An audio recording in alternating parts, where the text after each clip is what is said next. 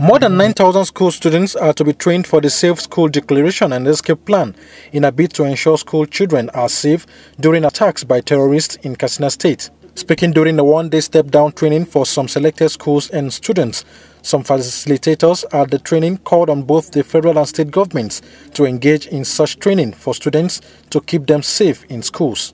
The training, which is sponsored by the Development Research and Projects Center working on reproductive health and girl-child education, is to ensure the transformation of the society with funding from the Ford Foundation.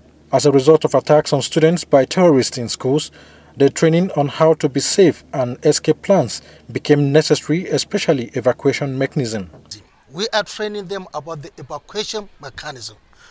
We can't say that bandits will not come to this school. But if the bandits come, these are the procedures that you do to make yourself safe. This is the essence and the fundamental reason of cascading the training. We are going to train about more than 9,000 students. The basic first aid immediately for such victims.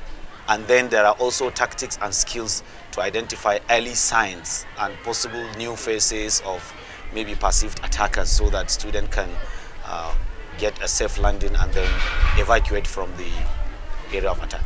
The facilitators are further calling for the sustainability of the training by way of both the federal and state governments to key into and support the training. The training, according to the facilitators, will be transferred to hard-to-reach areas by the students who have received the initial training as a train-the-trainer. The plan is to reach out to the stakeholders there to come into a safe area, acquire the skills, and then go back to the areas and also transfer the same knowledge.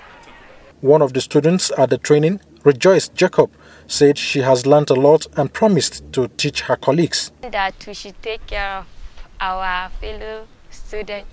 When they get injured, before taking substitute, we should do for them some treatment before they go to hospital.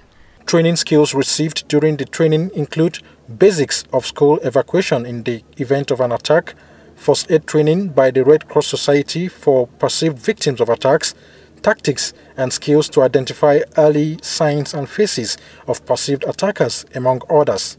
Zachary Omale, AIT News, Katsina.